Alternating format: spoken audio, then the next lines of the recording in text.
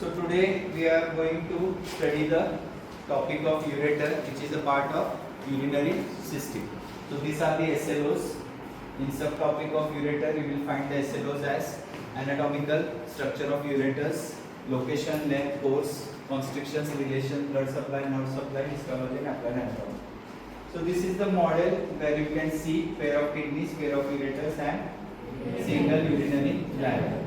So these are the pair of ureters are the muscular tubes whose function is to convey the urine from kidneys to the bladder. Each ureter is of 25 centimeter long. It has 3 mm of diameter and how many constrictions? 3 constrictions. One at the pelvic ureter junction, then at the brim of lesser pelvis, and then where it pierces the bladder. When it pierces the bladder, in empty bladder, the distance between two ureters or interureteric ridge is 2.5 cm, whereas in the distended bladder it is 5 cm. So there is possibility of lodging the ureteric calculi at these 3 constrictions. So how is the course?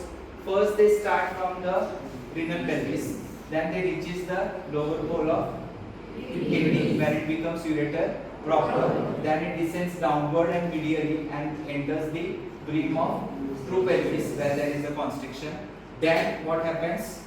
It enters the brim of lesser pelvis, then it descends downward, laterally, backward and forward to reach the base of bladder.